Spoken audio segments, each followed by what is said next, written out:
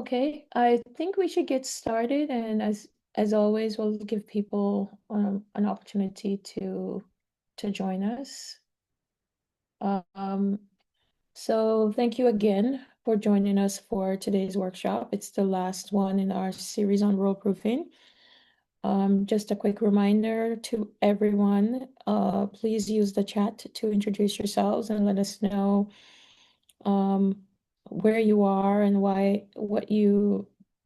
your thoughts on the subject matter today, which I think is probably the most difficult, which is how to get the information you've gathered and use it to drive action. So we've given a tough task to some of our speakers, but there are no easy answers. But we hope this is an opening for a good conversation.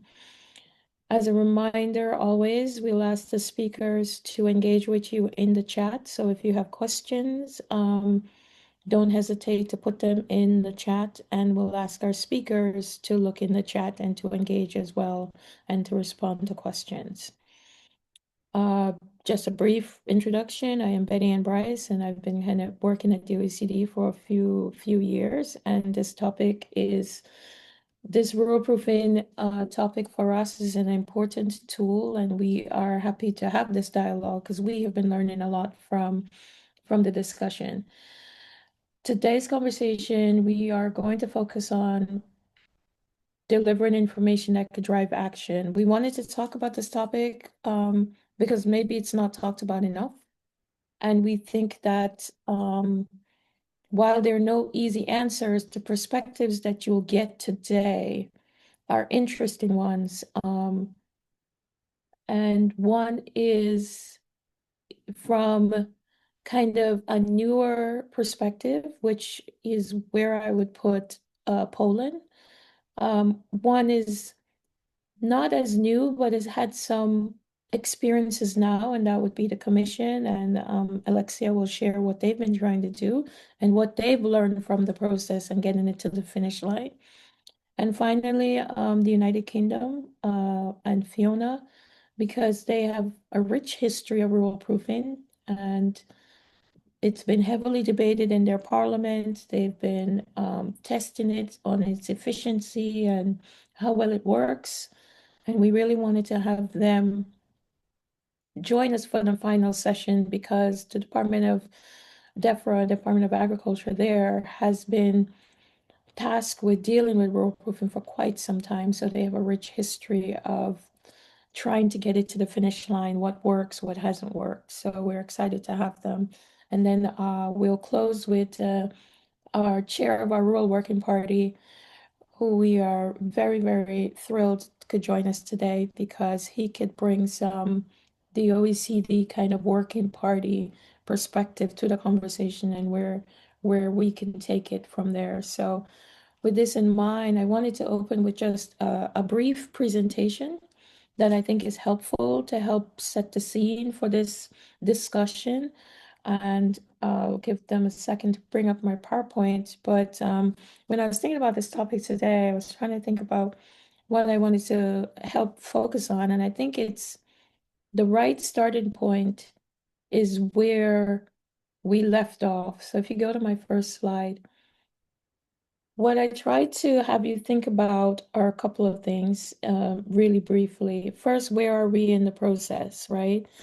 Um, if you simplify rule proofing, it has a few big chunks. There's some type of a policy proposal, an idea, um, a strategy, something that needs to get done or will get done or is being pushed forward. There's a space where you're gathering the proof, let's call it that, the proof that, or you're looking at whatever the potential impacts could be that gathering the rule proof and intelligence. And then you are then developing some supporting materials that would then be given to the rule proofer, decision maker, etc. So this is just a simplified way of setting up the conversation for today. Of course, we can unpack each of these and make them longer, but this is just in broad space what we're doing. Next slide, please. So what I wanted you to think about is where I left off the last time. So if you joined us the last time, I presented on when we talked about stakeholders, I provided some broad groups that you could put stakeholders in. Um, Generators, translators, and validators.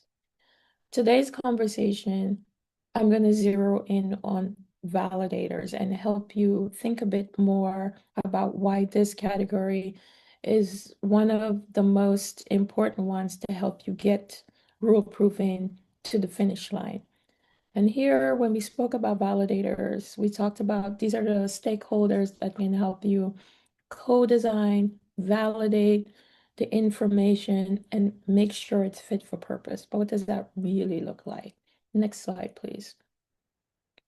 Your validators, one category of them that I put in are we're going to make visible these invisible actors, your rule proofers, but just to remind us of who they are again and how they think.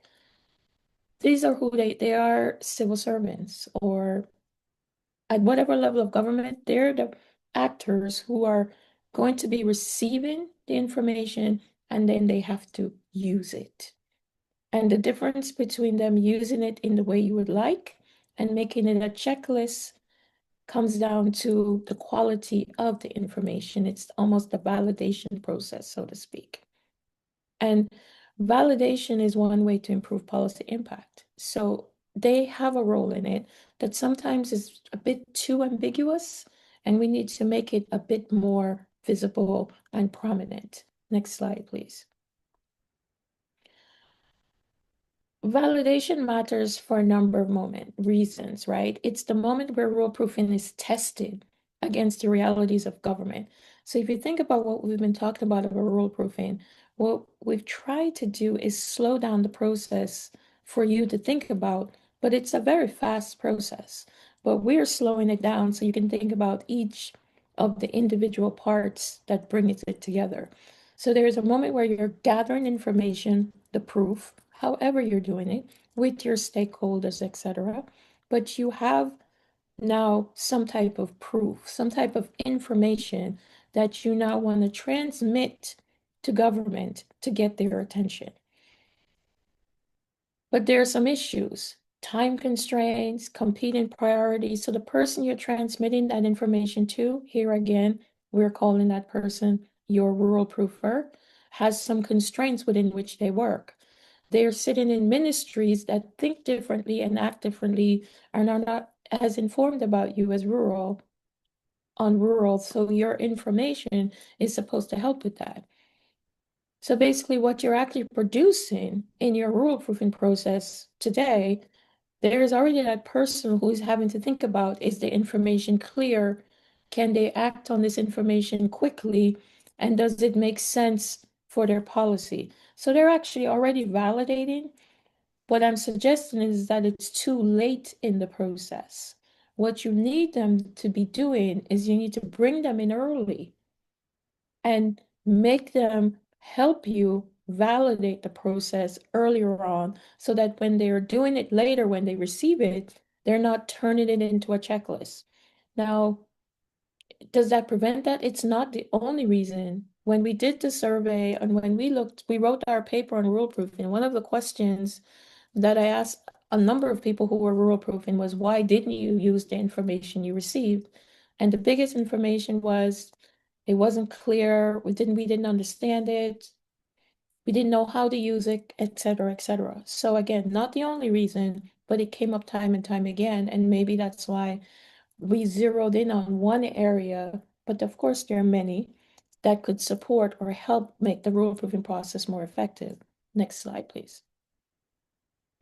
So here again is just a shorter version of the slide that I showed, I think the last time, where it's like, this is why you need the rule proofers in early. You need to identify who they are, make them a bit more visible, and bring them in because they are already, by receiving the information at the end of the process, testing the materials, ironically providing feedback by not using it, and they have the time constraints. They know what they have an idea of what it needs to look like for them to use it, even if they don't understand the content.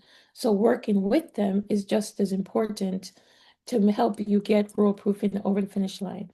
And so my final slide is really just to give some final thoughts around why you need to bring them in early, right? See them as co-producers, build relationships with them early, identify, make them more visible by identifying who the potential rural proofer could be in your process.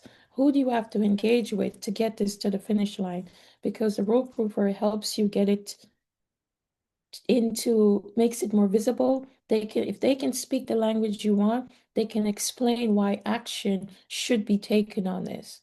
You need to bring them in early because consider them the mechanisms through which feedback is gathered, outputs are refined, and trust is built. And more importantly, they can help you with buy-in. And the more this process educates these rural proofers, in the long run, it helps to not only change the narrative on rural, but it also helps you to have more active voices in non-rural thinking parts of government. So that's kind of the opening that I wanted to give you to think about. And I'm happy to have our speakers today because they will provide different aspects of the conversation. And again, I said it's not a simple one, but it's important to remember that we can't force policymakers to act, but we can help influence or make it more difficult for them to ignore the information by helping to refine it and make it as strong as possible. So our first speaker is from Poland, Magdalena, and we're excited to have Poland with us because they're in the early stages or the newer-ish stages of rural proofing. So it'd be interesting to hear what their experience have been so far. The floor is yours. Hello, everybody. I'm Magdalena Krawczak-Rybczyk from Poland, from the Ministry of Agriculture and Rural Development. Next slide, please. We are really convinced that rural proofing is important, and not only because we are from the Ministry of Agriculture and Rural Development, we really believe in this concept, and it's one of those instruments that can be used to influence policies, and it's important for us to see it not only as a mechanism for assessing the impact of new legislation. It's a much bigger issue, and we want to think bigger about it. For us, it's a kind of approach that rural areas and people living there, they are subjects, and they need to be a part of our policies, and we need to consider them as those who we work for.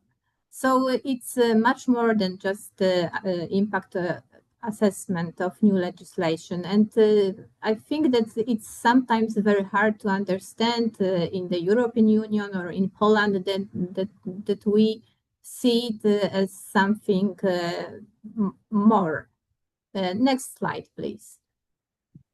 And for us, it's not easy to influence policies outside of our ministry. And I think it's the same problem like in many countries, that our approach is from the rural perspective. And it's obvious because that's our job to do it. And we know a lot about agriculture and rural areas and challenges and all those problems that we have.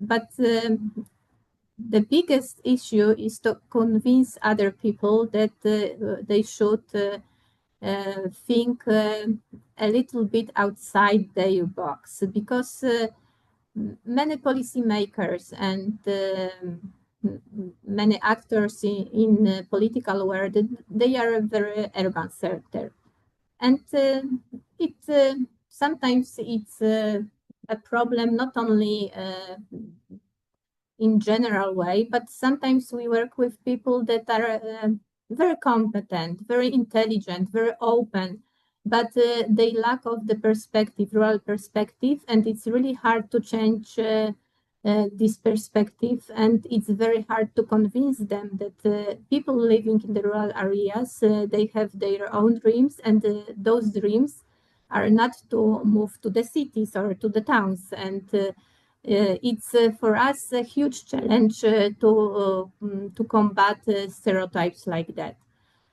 Sometimes our colleagues from other ministries, they think that they know a lot about rural areas because they used to spend summers there 20 years ago, or because they see it from the window of their car when they pass rural areas. And obviously, it's not enough, and it's a hard job for us to show other perspective.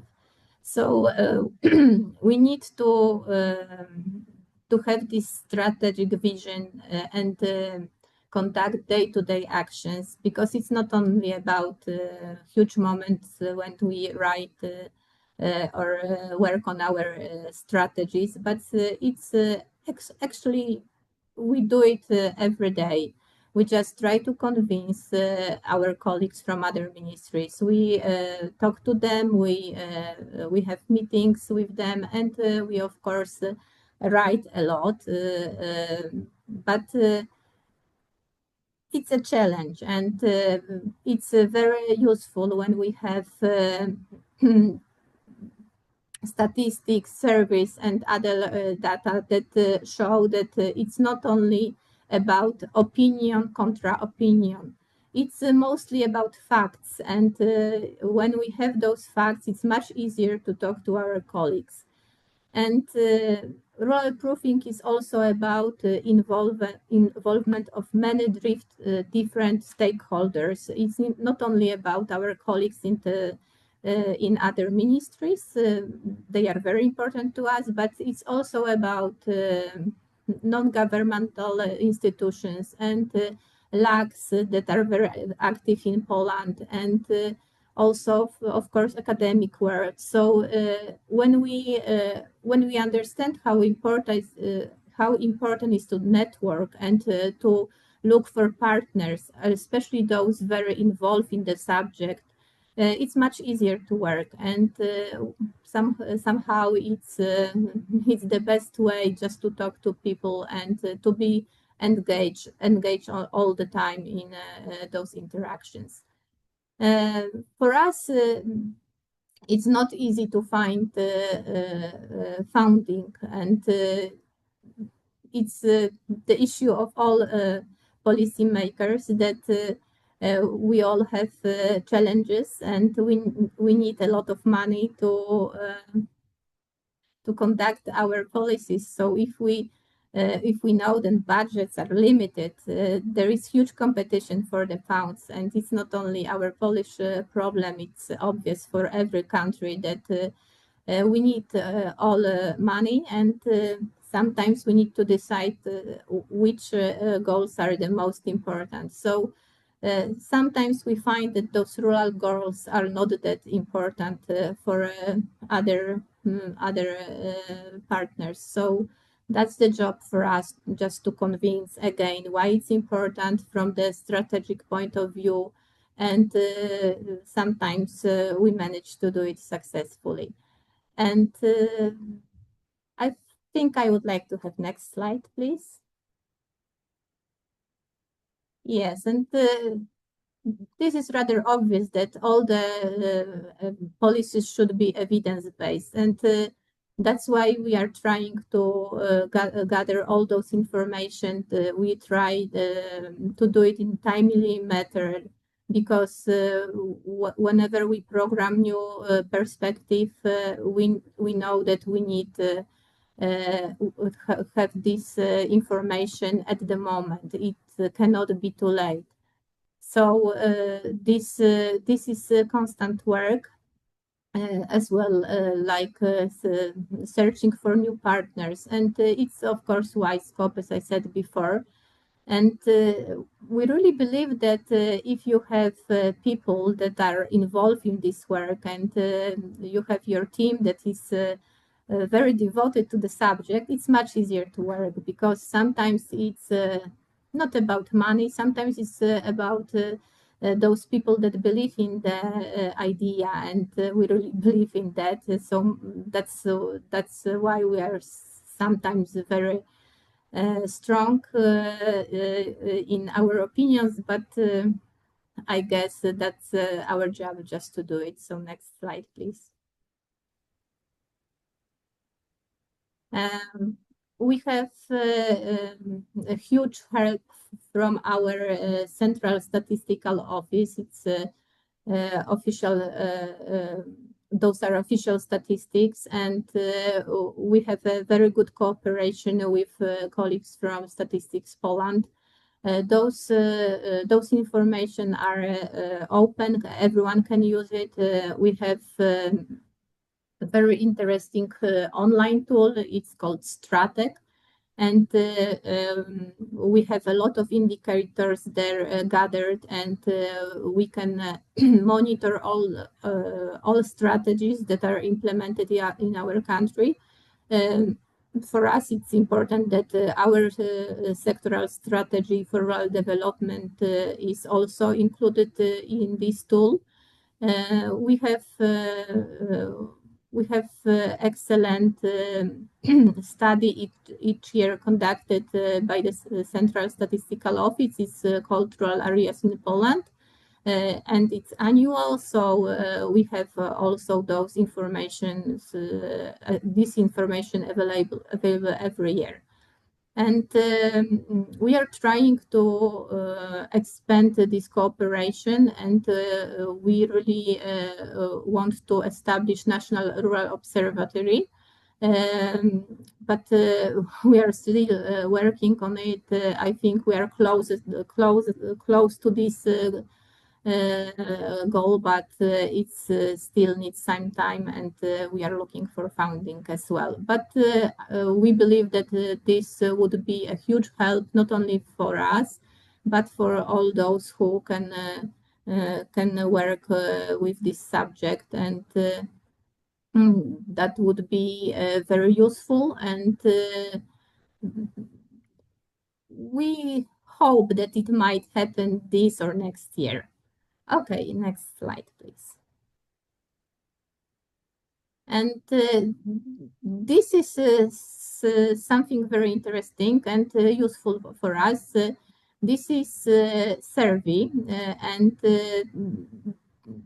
we call it Polish Rural Areas and Agriculture, and it's a periodic survey. We also conduct it every year, and it's commissioned with the cooperation with National Support Center for Agriculture, Agency of Restructuring and Modernization of Agriculture, and Agricultural Social Insurance Fund.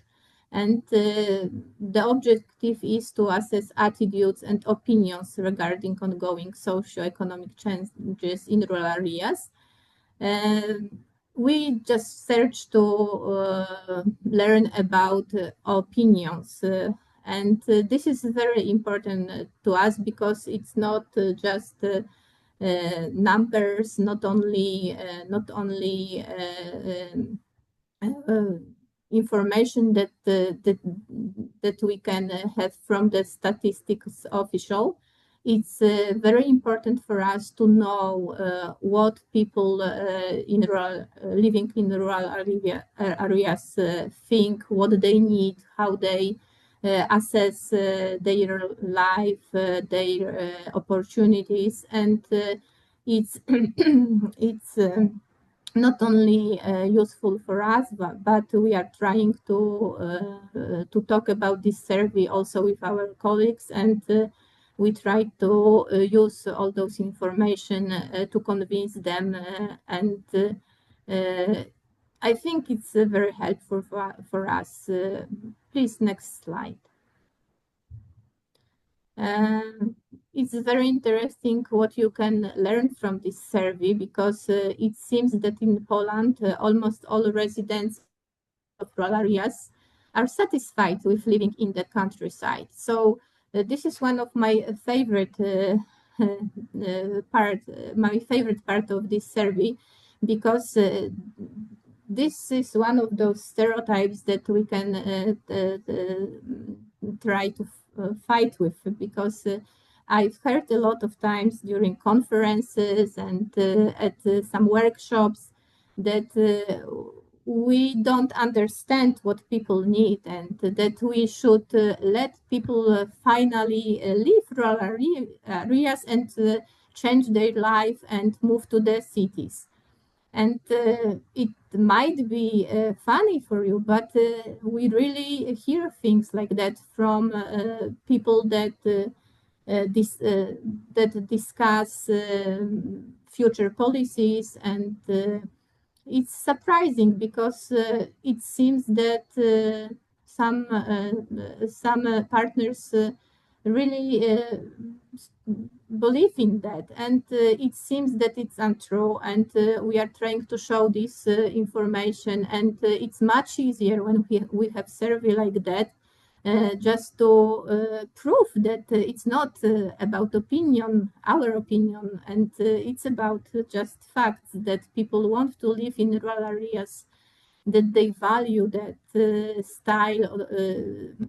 lifestyle, they want to be in their communities, that they feel that they want to raise their children there. So I think that this survey is one of those tools that we use a lot, and maybe it's not the only one, but I think it's very useful for us. So next slide, please.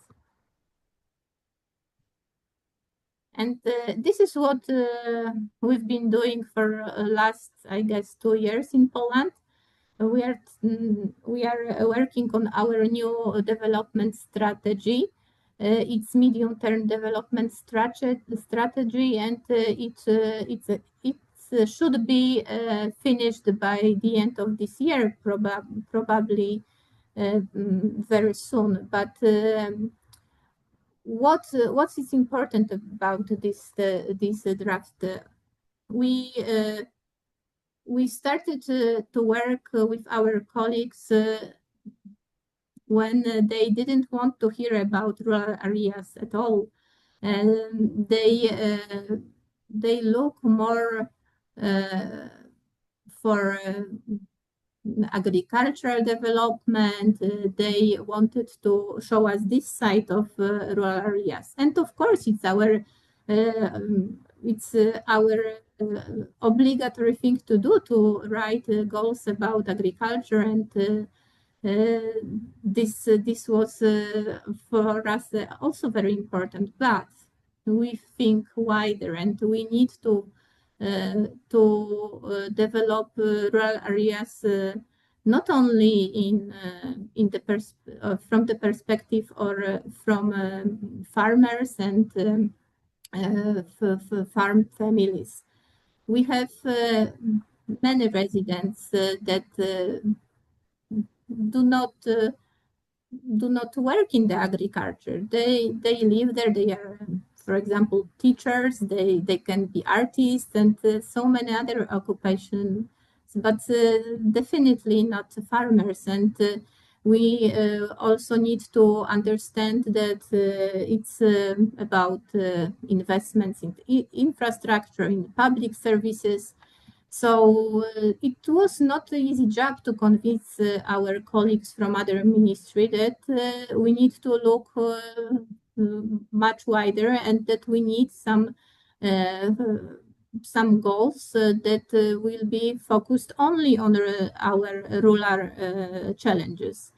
And now we have 3 goals. As you see, those goals are very general, and one of those goals, it's also the one that is very horizontal. It's about territorial development based on a polycentric settlement network. And for us, it was also a challenge to convince that this polycentric settlement network cannot be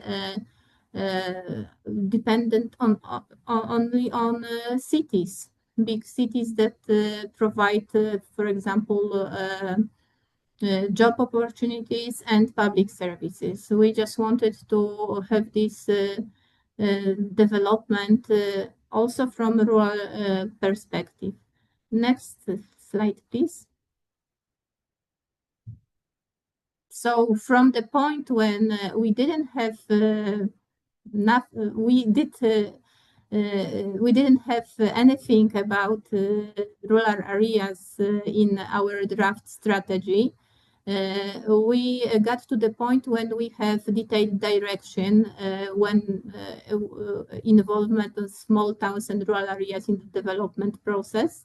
And also we have a dedicated area of strategic intervention.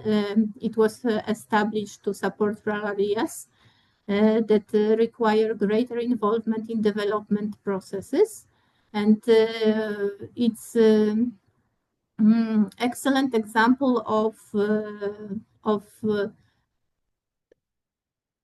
kind of proof that if you are very persistent and that you really believe what you do and you have data and you have your political chefs truly believe in this concept, that you can convince other governmental partners that it's important to include this rural perspective in a very wide scope. So this is what we did, and we hope that this draft strategy will be adapted very soon. And in this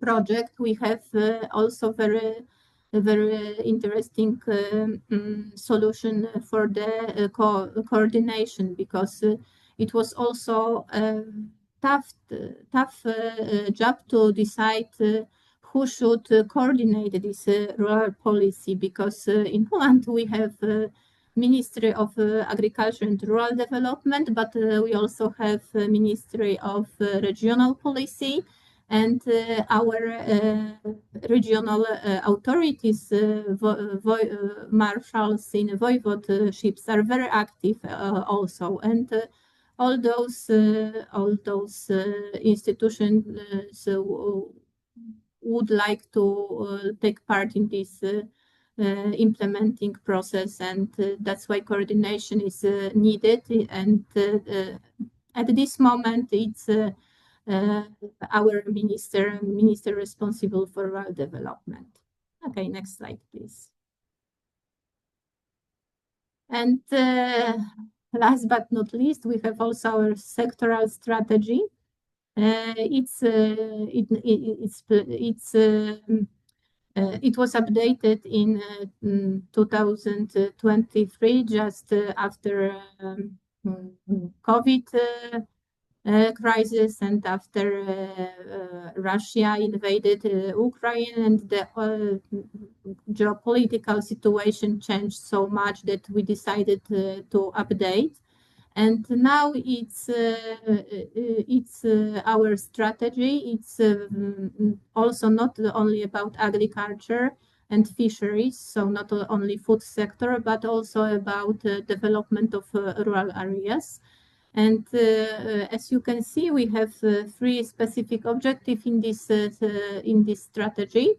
And mostly the first one is about agriculture, but the second and the third one, they are also about rural development, rural perspective, and many of those actions that we plan and design here in this strategy, we implement and monitor its implementation in cooperation with many ministers, and also with regional authorities. And it's something that we probably will need to update again after our new midterm strategy will be enforced, but I think it's also very very important to do it because the situation is changing all the time, and we need to update it anyway. Okay, so next slide, please.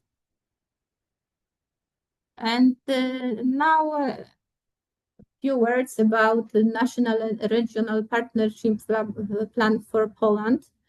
In the European Union, we are approaching a new financial perspective, and the whole situation is different than it used to be 7 years ago when we program a strategic plan for common agriculture policy. And now we're gonna have one big plan, and it will cover not only common agricultural policy but also cohesion policy. It seems to be quite a big challenge because it's not easy to cooperate with so many partners, and it's not easy to define policy when we have limited budget but so many important goals to achieve. So it's excellent opportunity for us, for people that try to rural proof, because we need to make sure that this plan is not only about urban development, that it's also about rural, and it seems that we will have a huge challenge to do it.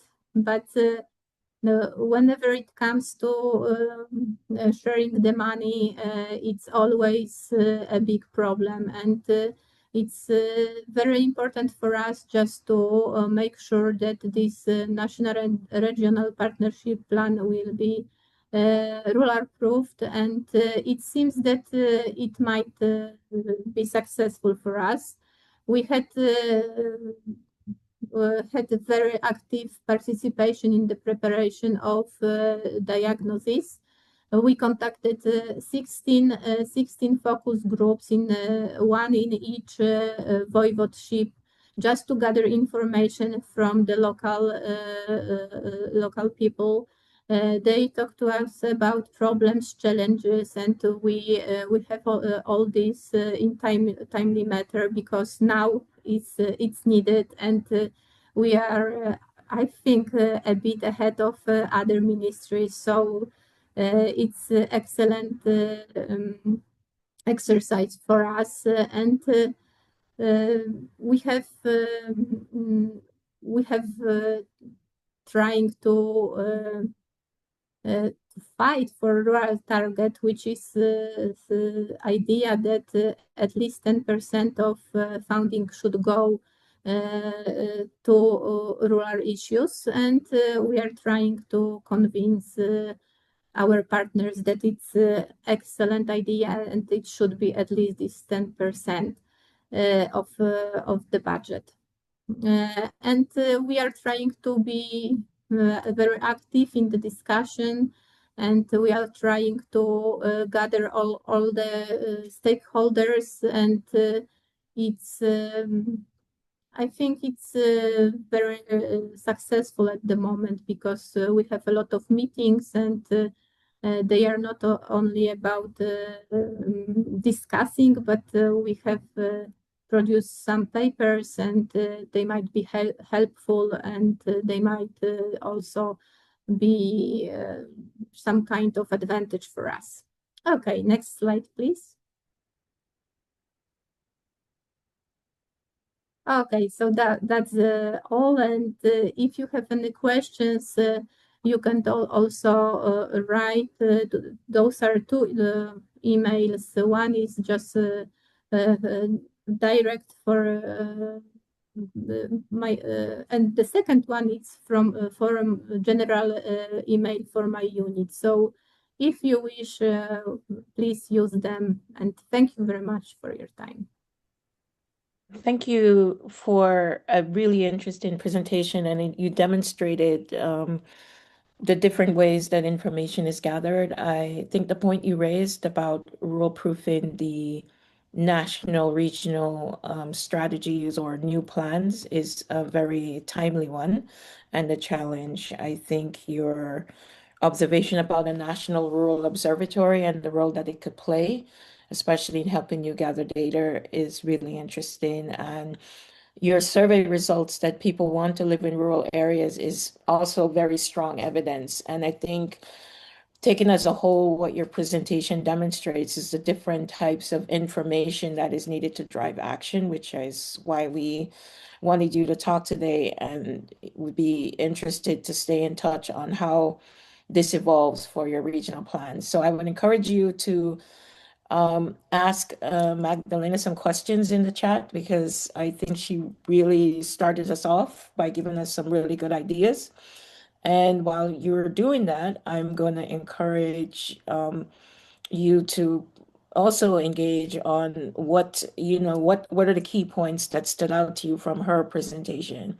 And now turn it over now to Alexia to give us more the commission perspective on what they're doing and what they have been doing vis-a-vis rule proofing EU Commission instruments and maybe one of the key kind of lessons learned from that as they're moving forward. The floor is yours, Alexia. Thanks a lot, Betty Ann. Thank you. It's really nice to be with you this afternoon, sharing lessons on this important, the very important topic, very dear to us. So if we move already to the first slide, as a very quick reminder, at European Commission level, rural proofing was introduced in 2021 via the communication on the long-term vision for the EU's rural areas. This vision sets 10 shared goals to be achieved by 2040. A EU Rural Action Plan, which is a series of actions to mainstream rural into EU policies and programs, and the Rural Pact, which is a bit our engagement instrument, which is a framework to cooperate across governance levels and with stakeholders to act for rural areas. And this should lead to better policies for rural areas, be it EU policies, but also national, regional, local. So rural proofing was introduced as a horizontal actions in the EU Rural Action Plan, and it was taken forward under the Vision for Agriculture and Food that renewed a bit the commitment to all this in February 25, which commits to update the Rural Action Plan and to see how to further operationalize and sufficiently resource the rural proofing principle. So if we move to the next, which instruments are we talking about? So the Rural Action Plan is an effort to mainstream rural in a variety of policy domains. And you can see here at a glance that it touches a large number of themes, activities, programs from youth to energy, entrepreneurship, you name it. Considering instruments that are within our core European policies, such as the Common Agricultural Policy, for example, LEADER and Smart Villages, and sometimes rather programs that are directly managed by the European Commission. So it's really a bit of 360 exercise. And although we do not call that rural proofing in the EU context, we feel an essential step of our rural proofing process actually is happening there in this long-term cross-department collaboration on rural actions. Next. So rural proofing is one of the 6 horizontal actions, so that are not thematic and that are there to improve the governance of the plans, alongside actions to strengthen our rural data, which is the rural observatory, enhancing statistics through Eurostat, and exploring the concept of functional rural areas. The Rural Toolkit, which helps identify funding opportunities, and the Rural Pact, which I've mentioned already. So next. What is the understanding of rural proofing in this rural vision? It means, in the text it's written that way, reviewing policies through a rural lens to make these policies fit for purpose for those living in rural areas. And it is very much focused on policies in the making, so ex ante, assessing the policies that we are making, the new ones. And it should consider the needs and specificities of different EU territories and the likeliness of asymmetrical impacts of policies on these territories. So we are trying not to take policy action that would have adverse impact on rural areas, or also to take policy action that will trigger positive impact for them. In practice, very quickly, because you've seen this already for some of you, we screen the Commission annual work program for initiatives of possible relevance. And then for the initiatives that require territorial impact assessments, the main legislative ones, We use the tools in our better regulation toolbox to conduct those, and this includes more concretely exploring the likeliness of asymmetrical impacts for all areas via a territorial impact assessment and necessity check, and then conducting a full territorial impact assessment if such impacts are identified. And another dimension is ensuring we consult various types of stakeholders, including from rural areas, through our engagement activities. So that's the part in yellow at the top, and in green, for other types of initiatives that do not require impact assessments, we do not have to, according to the rural vision, because the rural vision talks about the yellow mostly, but we do implement software mechanisms based on questions to build the capacity to think rural in the, let's say, non-rural departments. So these things are more easy to say than to do. In theory, the responsibility to use these tools and conduct these analyses lies with the departments in the lead for each policy initiative.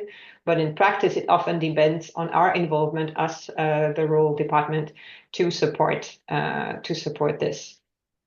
If we move a bit to our update, our uptake, our stock taking. So we took stock in 24 in our first report on the implementation of the rural vision. And at that early stage, we observed that there had been only one territorial impact assessment in 2022. That territorial impact had been explored more informally across various initiatives, but the most formal part of rural proofing, the territorial impact assessments, had not been identified as necessary by the lead services, basically. And we saw, however, greater progress in the software mechanisms, where we could see rural specificity starting to be better acknowledged in the document.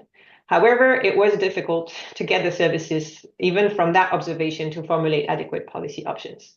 And so spot on, Baitian, for today's topic. This is where it stops basically often. So as way forward at that time, we flagged the need to raise awareness and understanding of rural issues better through the departments to keep improving rural data and improving coordination. And this was taken up in shorter terms through this operationalization and sufficiently resourced rural proofing principle in the Vision for Agriculture and Food in 25. So if we move on the future, discussions are still ongoing in the context of the update of the EU Rural Action Plan, but our reflections, I would say, at team level are the following, and really learning on also a lot from the discussions, the conversation in the OECD and at our Rural Pact Rural Proofing Policy Lab in last June. A key message for us, a key lesson we have is that rural proofing is more than the ex-ante territorial impact assessment of major legislative initiatives. It is a process, and on that process we do a lot. And we would propose to recognize and valorize a broader set of actions that we do at EU level under the rural vision as part of this process, and also then adapting the way we look at what we are doing there and how we measure our efforts and our achievements. And three important steps there are that we all know rural proofing needs good data, and all the work done on statistics. So the new rural data platform, our dedicated space, Rural Europe on rural statistics with twice more indicators by degree of urbanization. There are over 70 Horizon Europe research and innovation projects on rural that we have funded. The studies are the rock on which we need to build our rural proofing. This is a bit the intelligence or a good part of the intelligence that we are talking about here. A second step is to help Commission services think rural. And by experience, I would say this is very hard to obtain in the very limited window of opportunity of discussion that accompanies the development of the new law. So if we take your introductory scheme, Betty-Ann, with the policy, in one policy, I think we need to look broader at how we build the capacity to think rural before that. And we think we have greater chances to succeed by building long-term collaborative relationships across Commission departments. And in our view, this is what we do through the EU Rural Action Plan, because there we work collaboratively with other services to design actions and implement them on rural.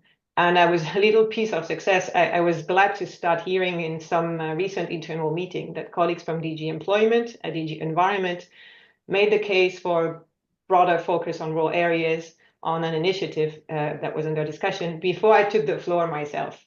That was great. So get the feeling that we are building a team of rural thinkers in these other departments, but it takes time. It takes time, and they will not necessarily be recognized for it. So we need us ourselves to say this. Then capacity building work from the Rural Pact also contributes, especially by sourcing information on good practices, exchanges, engaging with people.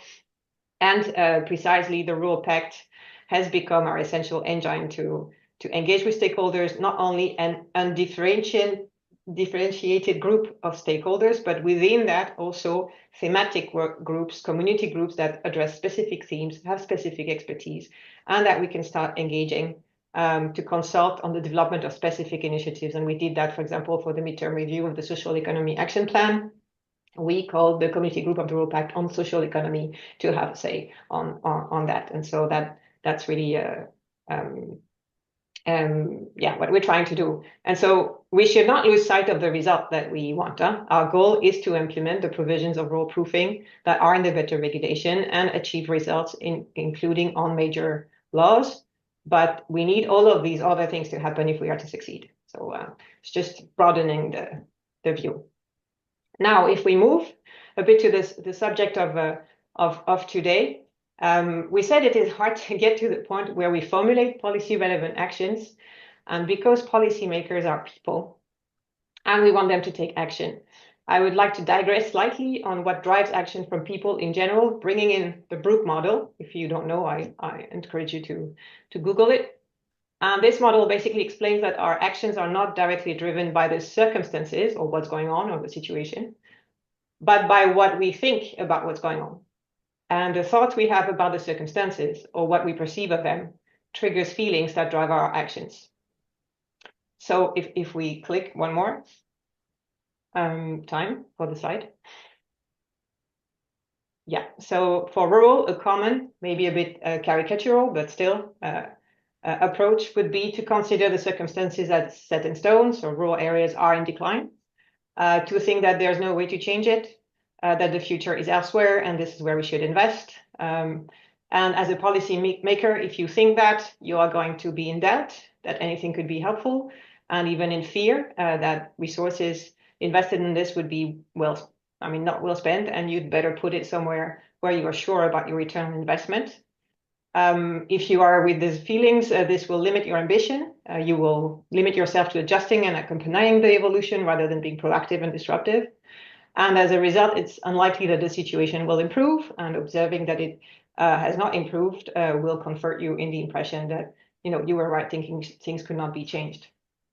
Whether a more proactive and triggering approach, triggering a more ambitious action, if we click to the next slide, would need first to recognize that the picture is a bit more varied and not all rural areas are in irreversible decline.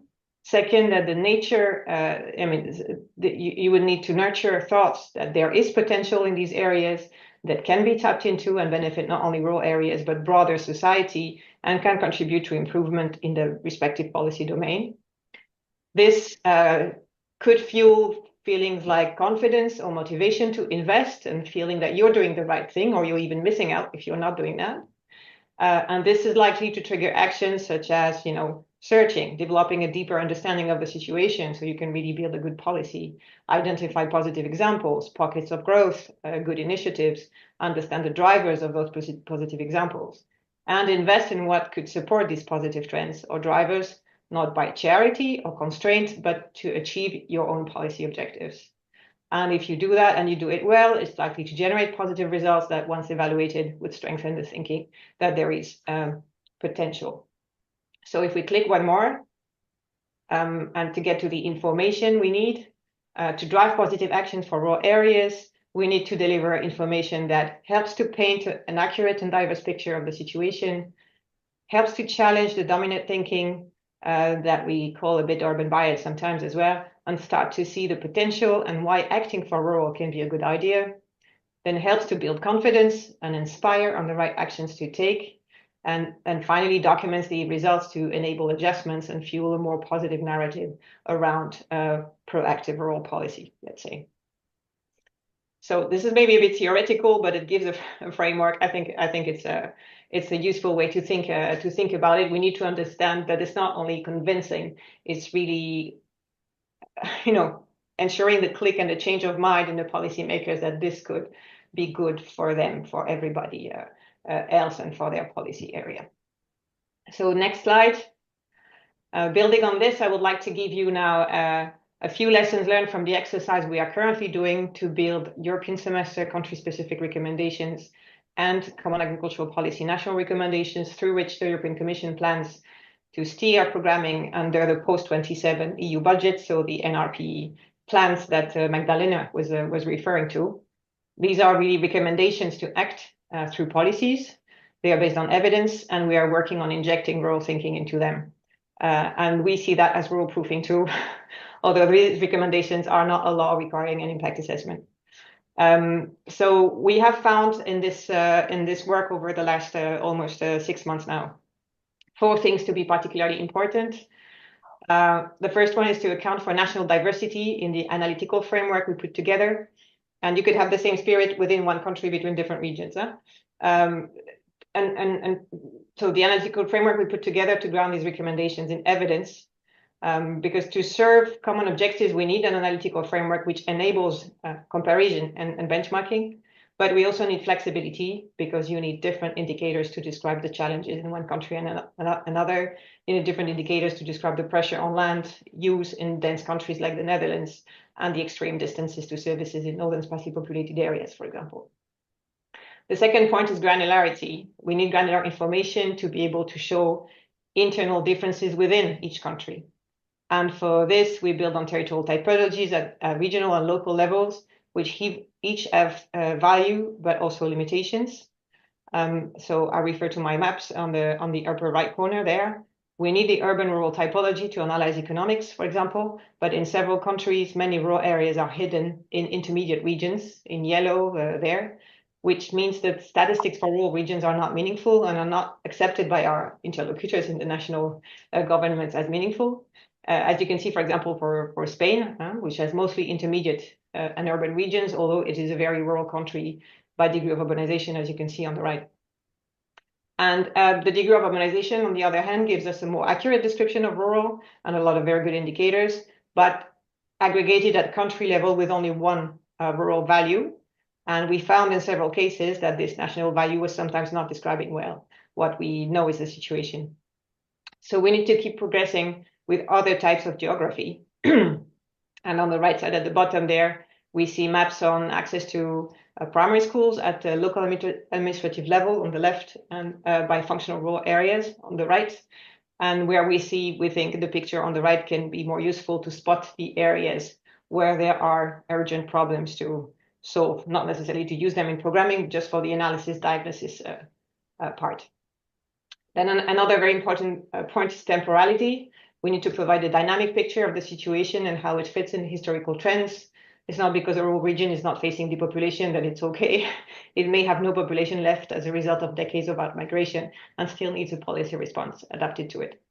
And finally, we also need to be more specific about the problems, and so that we can be more specific about the solutions. And we need to use not only absolute but relative values to better capture the perception of the problems. So if I can illustrate this on 2 examples, if we click on the next slides. On access to services in France, for example, we know there are problems in several parts of France, but which data is more useful to build a convincing story on this? By default, we take the proportion of population living within 15 minutes of a main healthcare center. This is one of our indicators. And if we take values by degree of urbanization, as in the graph on the upper left, the value for France is not that bad compared to other countries. But the perception of an issue is not always absolute or in comparison with other countries. It can be the perception of differences within the country. And so if we look at the figures, I have them by 10 minutes also below from the nearest hospital, we see rural France does better than the rural EU average. But within France, there's a strong gap between rural and urban, and maybe that's a perceived issue. And these intra-country disparities show even better through geospatial data sets, as on the right, that help visualize really the problem and spot where to intervene in priority. And then this is only distance. Another way to look is health outcomes, quality of service.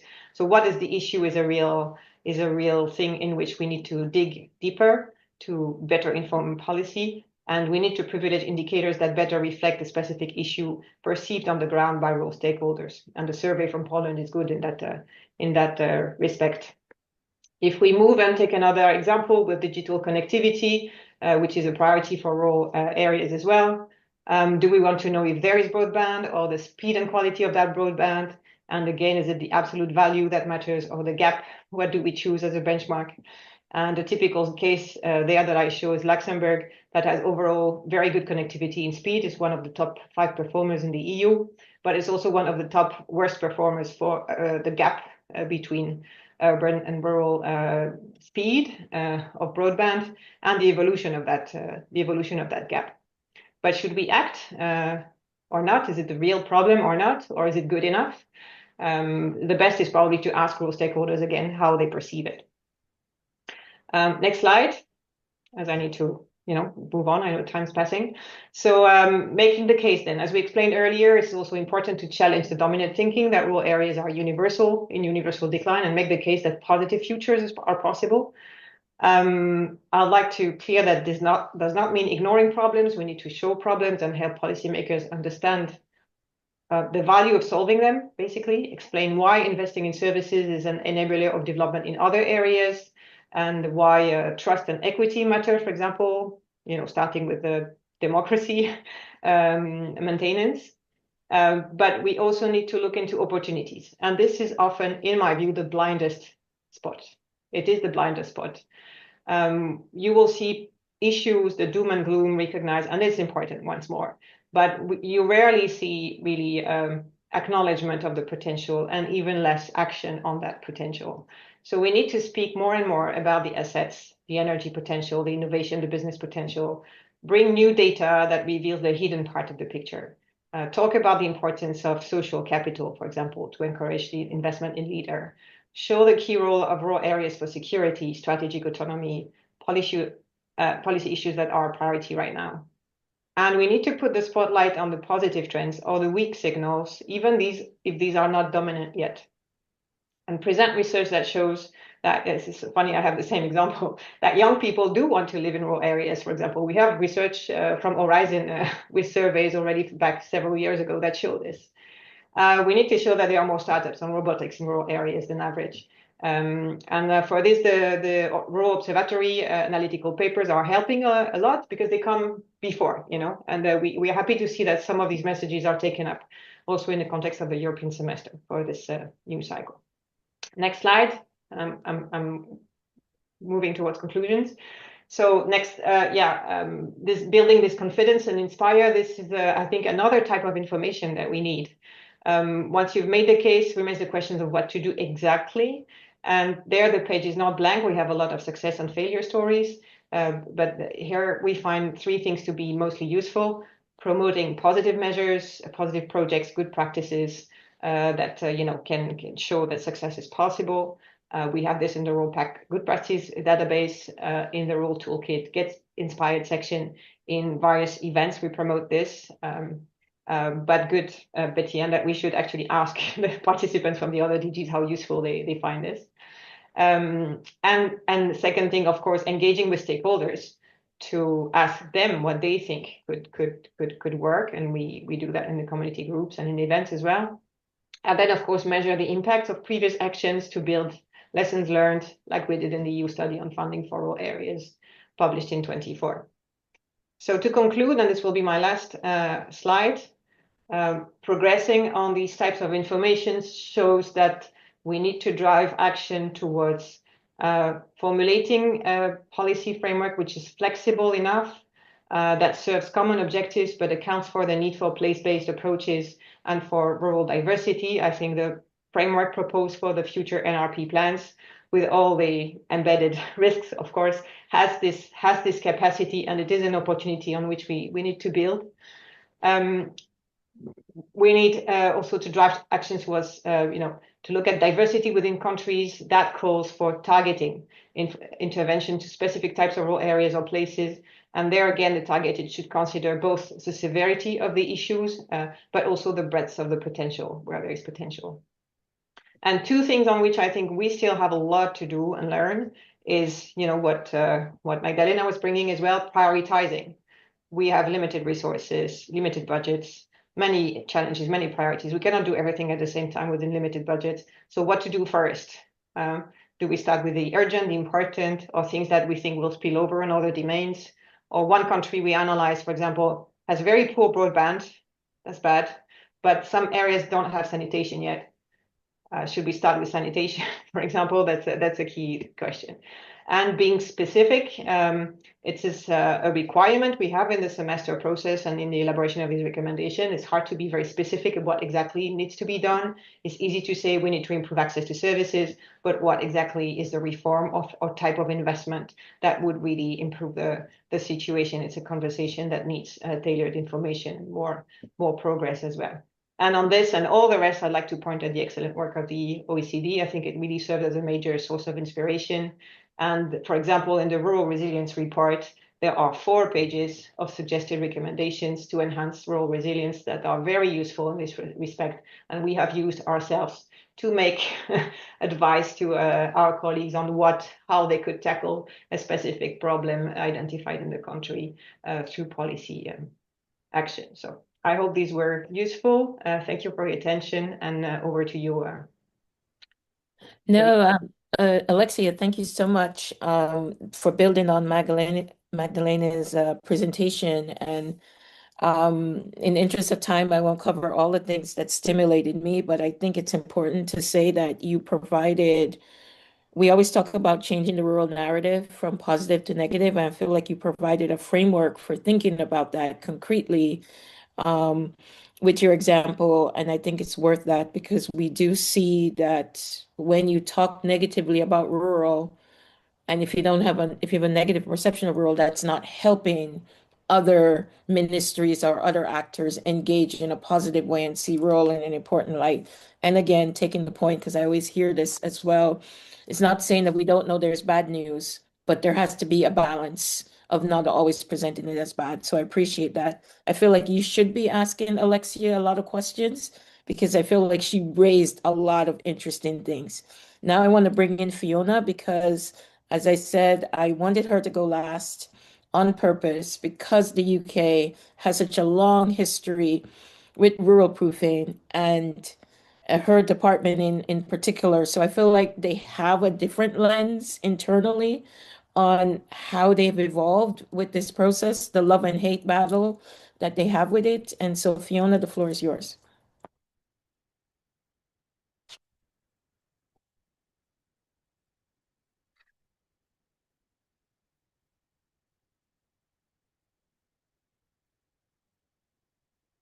Excuse me, Fiona. I think we can't really hear you at the moment.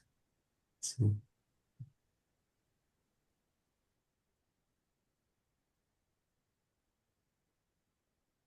no, we can't hear you, I think. Sorry.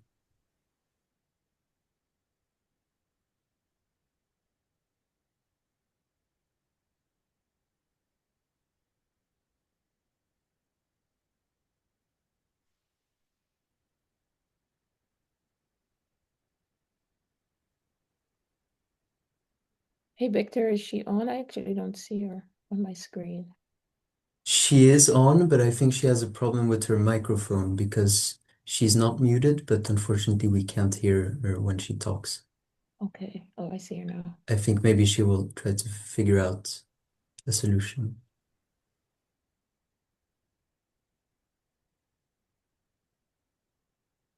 So maybe while Fiona is working through,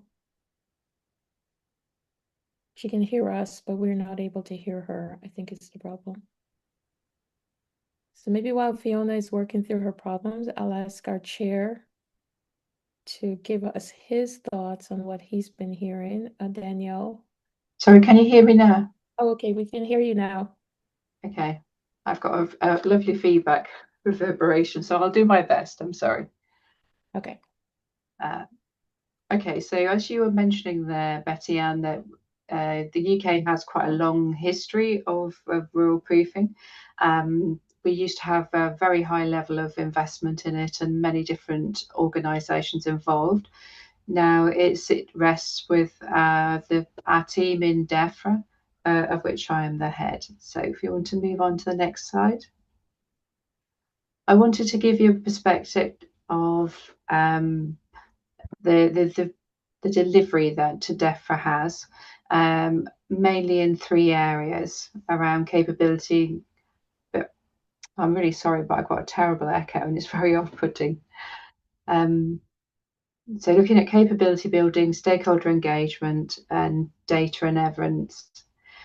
Overall, DEFRA has responsibility for rural proofing, but generally speaking, it's a responsibility across the whole of government. And we work with other departments as well as external stakeholders and partners to try and ensure that rural needs and requirements and opportunities are recognised and are addressed. But as you heard earlier on, it's often easier to say than it is to do. But I do think we are making quite good progress. I'm going to dip down into these in a bit more detail in a minute, and in given the time we have, we'll move on to the next slide. Thank you. So we have developed some principles that underpin our rural proofing practice, and I think they they stand the test of time. There's certainly things that we encourage other people to consider as well when they're thinking about rural proofing. As I think was mentioned by Alexia, resource is always an issue. So we do have to prioritise and think about where we can have biggest impact when we're working actively, because we tend to work in 2 levels, very intense policy work with other departments, but also then enabling other departments to take on board rural proofing approaches. So in that second point, ensuring that they understand their own responsibility and they have their own skills and capability to put things into place. There are so many different policies and programs that need to be looked at. In fact, all of them do.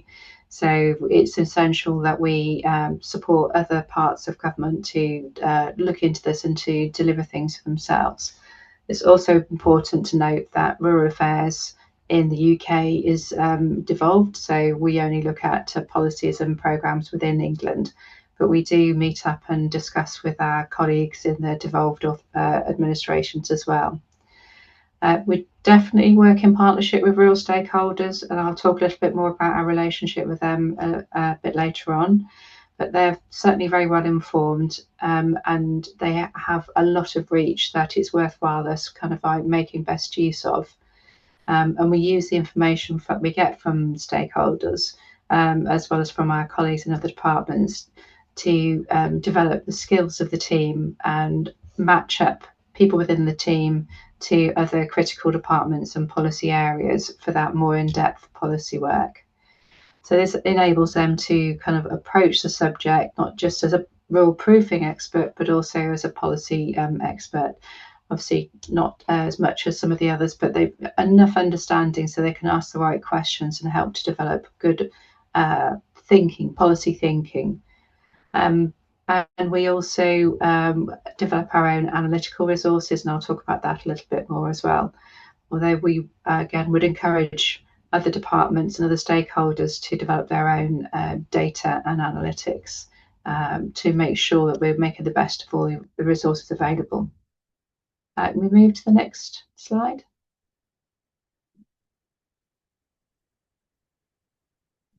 Thank you. And the purpose of this is to achieve some key outcomes, really, which is making sure we're taking a consistent approach to rural proofing, leaning in on the expert knowledge of rural communities, looking at that lived experience where we can, which is somewhere where our stakeholders are very important, ensuring that the tools for delivering outcomes are available to everybody, and that stakeholders' expertise is included. And I'll talk a little bit about the Rural Task Force that we've been working on in a short while, where we very much leaned into this. We also want to ensure that there's clear, relevant, practical guidance so people can get on and actually implement rural proofing in their policy development and review of the programs that they have developed. Is really important, I think, for us to provide this clear, straightforward approach, because I think if things are complicated, then people will shy away from. So we would employ all sorts of input into that from our analysts, but also the lived experience that I mentioned just now. And giving examples of where things have worked, actually, I think is very helpful, which is part of that positive story that you mentioned as well, Betty Ann. We have been able to make breakthrough in certain places, and I think if you can share that with people, it can inspire them to kind of follow their own process. And we also want to make sure that the evidence is actually we provide what is needed for the use in the development of rural-proofed approaches. So we'll consult and collaborate with academics and other departments, as well as looking at official statistics. Thank you. You can move on. In terms of capability building, and this is the role that we play with other departments, we provide a range of kind of high level and more in-depth support.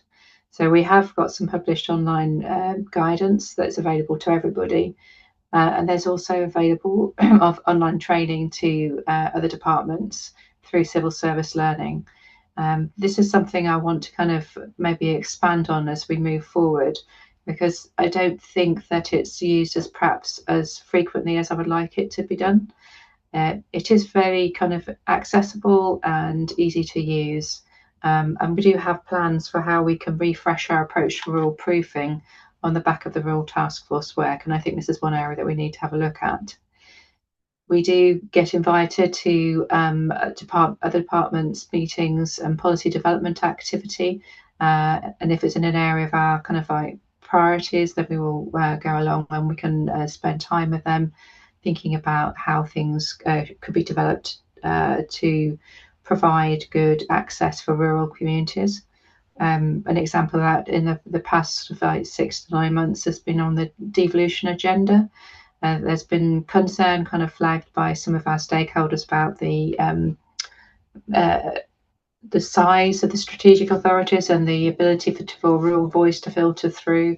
And MHLG has been working on some interlayers and local neighbourhood governance, and we have worked with them on that and also included our stakeholders. And I think that's been a very productive conversation for both the stakeholders and MHCLG. We do provide specific policy advice, and we also see pretty much all right rounds that come through, certainly through the Home and Economic Affairs Committee as part of the Cabinet Office. A lot of those are not relevant to rural, but there's a significant minority, probably about 40%, which we do return comments on and have a keen interest on. But that's too far down the end of the policy pipeline, so we really do push to be involved earlier than that. And then, as I mentioned, we have our data and evidence. So if we can move on.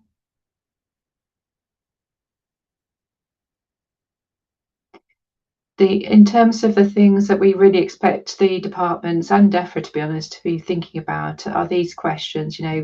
They're pretty fundamental, but also quite straightforward. And a lot of it's focusing on what's going to come out at the end of the policy and its implementation. And just starting by thinking about how these outcomes might differ between rural and urban areas and how you might know that and how you might deal with that. It sounds very simple, but I think a lot of the time it doesn't start, these questions aren't considered at the right point in time.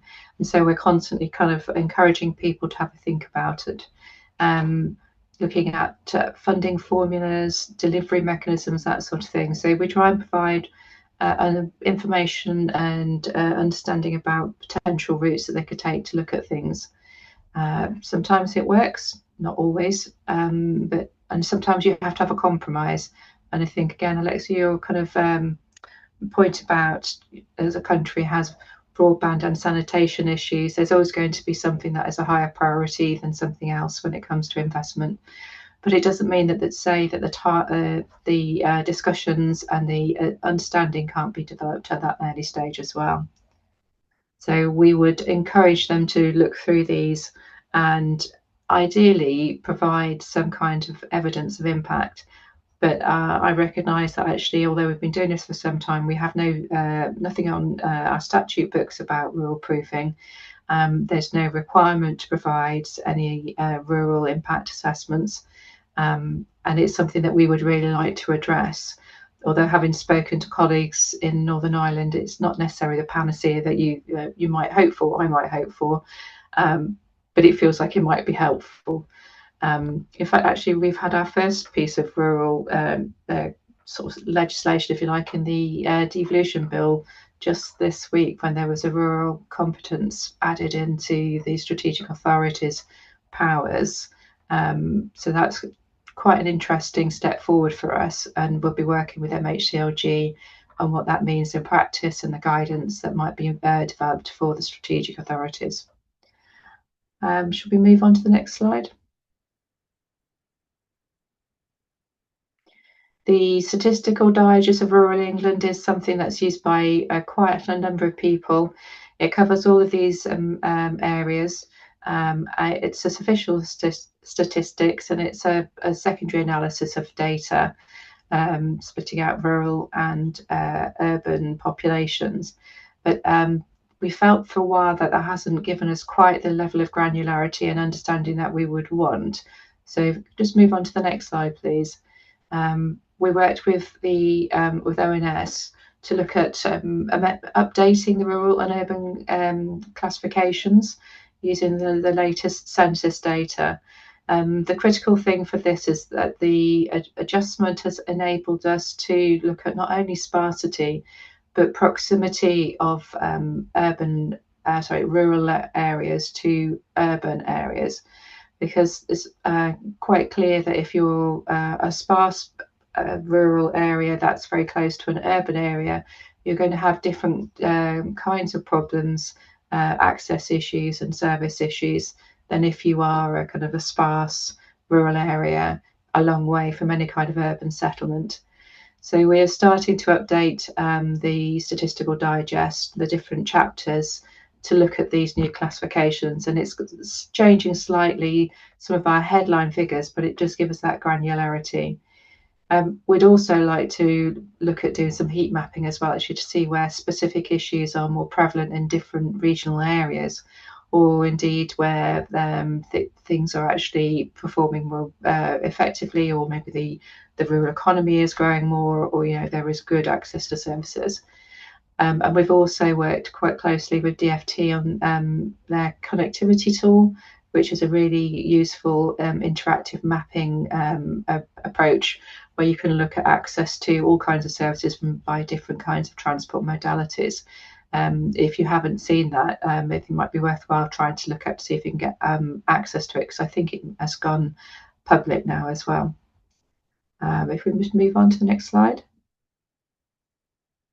We also use, obviously, our data and statistics internally, and this is just a snapshot from one of our recent ministerial packs. So obviously, when ministers change, or senior civil servants, like we've had a new permanent secretary recently, and we had a deep dive with him, we provide information to try and bust a few myths as well. One of my favourites on this is about the contribution of the farming, forestry and fishing sector to the rural economy. And it's something that we've had to drive through with other departments as well, with the industrial strategy and the SME strategy. It took a little while, I think, for the message to get across that the rural economy is very diverse, and the needs of rural SMEs are actually very similar to the needs of urban SMEs. It may just be that you need to deliver them in a slightly different way. But the data is very helpful in getting across your message and your understanding in a very kind of like brief way, but having great impact. Thank you. Just moving on. So I mentioned the task force, and this is a time-limited thing that we set up last year. So initially set up to put a rural lens on the government's missions. Over time, it has morphed, but it's actually been an incredibly impactful thing to undertake. We worked with 10 departments across government, and we had a number of different rural stakeholders and academics involved in this as well. And we used it as a way to identify some of the key issues and opportunities facing rural communities and people and businesses, and then to have a look at the government's delivery agenda, and to see, mapping it across, how it would help to tackle some of these issues and to maximise on the opportunities. We are still working through that, but I'm aiming for publication of the report from that work in the next month or two. And then we will be looking at next stage of activity with other departments, including improving our governance with them and looking at monitoring and metrics. But the whole process has been a really positive experience, and I think it's helped to develop relationships, not only between DEFRA and other departments, but also between our stakeholders and those departments as well. And I know that they have continued their engagement outside of this process, which has felt very positive. So I'll just move on. These are the key stakeholders that we actually meet with on a monthly basis, and most of these were involved in the task force work as well. I think the key point to note here is that we've got business, local authority and voluntary and community sector and social enterprise in the mix here. And many of them have their own networks out across the country, and they have really valuable insight and resource.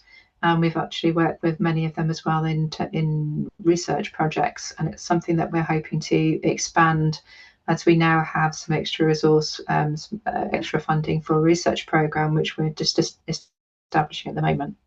So I just move on.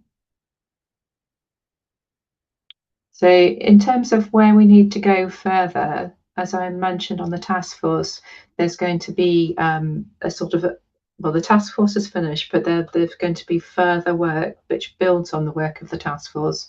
And we're looking to set up some cross-Whitehall governance on this. Our permanent secretary is very supportive of this and has offered to kind of like help us with our engagement at a very senior level across government, which is really helpful. And we will be working with departments, probably focusing initially on the minister's priorities on housing, energy, digital and transport, which we see as vital enablers of rural growth and community vibrancy. But we will look beyond there as well, working with departments to identify how they will know when they've been successful, when they've actually supported rural communities and addressed some of these issues. What metrics would they need to identify and monitor to be able to show this as well? What do they understand to be their responsibility for delivering these things? And how do we kind of bring all this together into a revised and a refreshed rural proofing report, which we'll bring out in about a year or two's time. We need some setup time for the monitoring and metrics work to be done and the agreement with across Whitehall. But this is a kind of ambition to be able to work that way. And we feel we should be able to kind of like deliver that. So it'd be quite an interesting, more upstream work rather than end of pipe trying to apply rural proofing when it really becomes very difficult. And as I mentioned, the rural research program we're setting up currently, and we really want to use this to understand the impact of policy levers and how they help rural communities to flourish and for rural economies to grow, and where they aren't working, what we need to do to modify interventions to enable better outcomes to be achieved.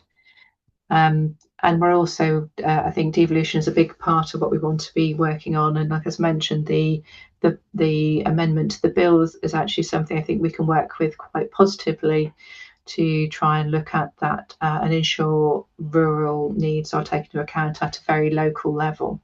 So it feels like we'll have not just a national policy level approach and input, but we'll also be looking at how policy work in practice and how that varies across the country. So it feels like quite an exciting point in our work. And I think that is me, Betty Ann. Thank you so much. This was a rich presentation, and I know we're a bit over on time, so I won't belabor the point other than to say that I'm thrilled to have the UK add their perspective just because of the length of time with it. And I encourage you to reach out to us if you have questions, or we'll connect you to follow up.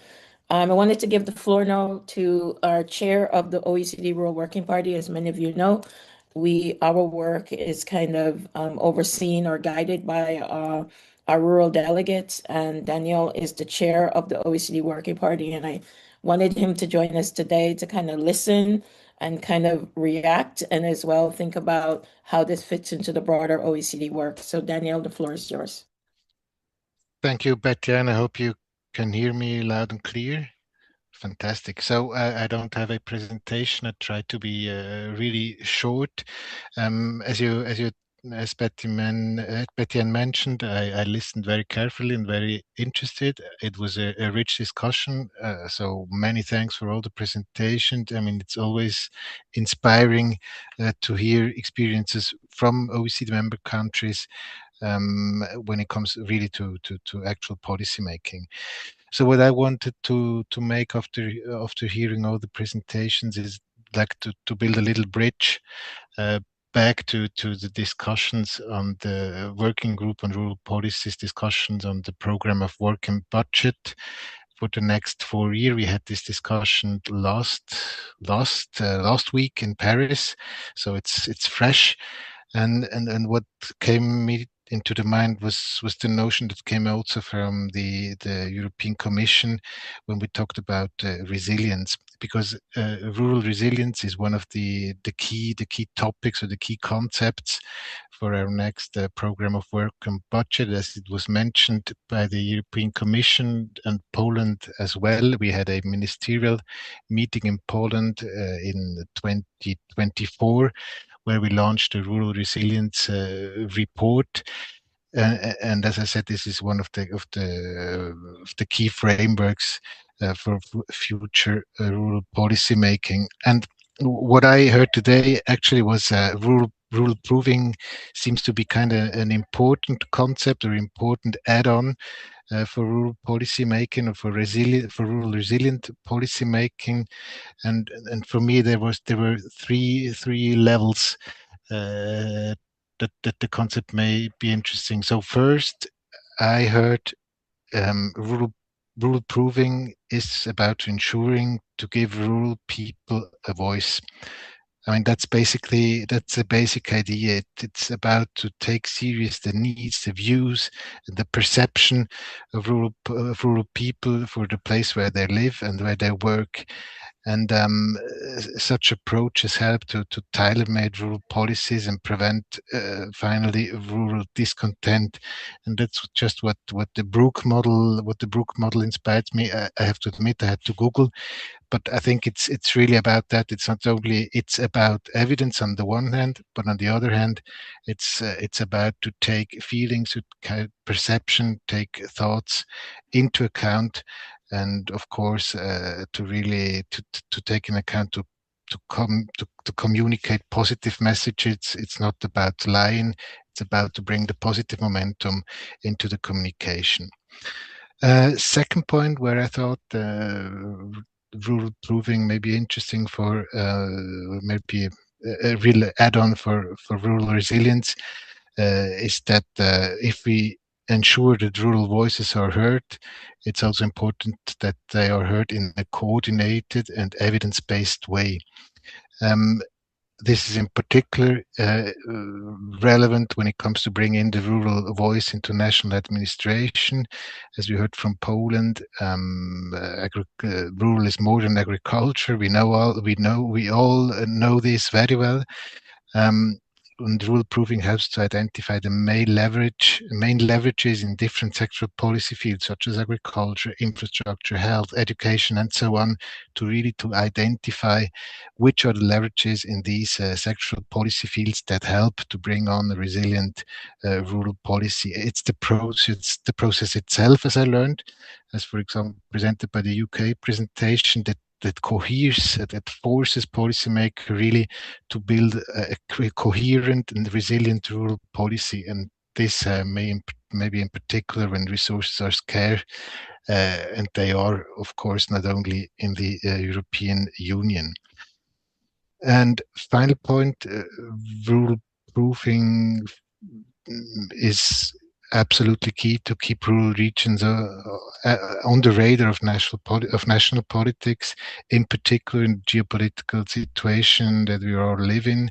This geopolitical situation evolves faster and faster and faster, and as we all know, rural regions are much more hit by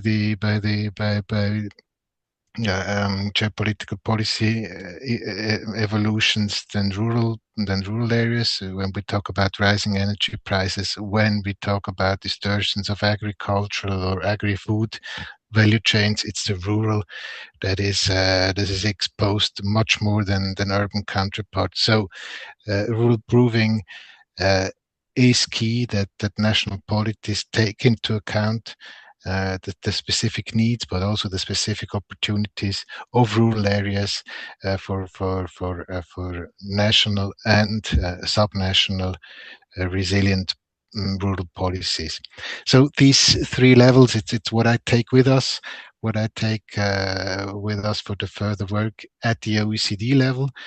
But I'm absolutely convinced that the platform that Betty and the team created here, this rural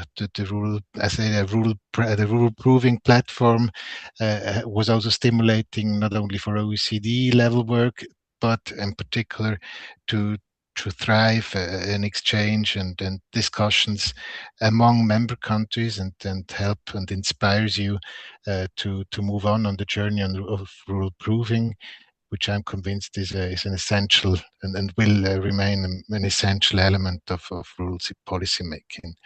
And with that, I gladly give back to Betienne. Thank you so much, Chair and Danielle, and I appreciate everyone joining us. I apologize that we went a bit over time, but I hope that the presentations today stimulated you, and it ends the series on a positive note that shows just how far we've come on rural proofing and how far we need to go. Please give everyone a round of virtual applause.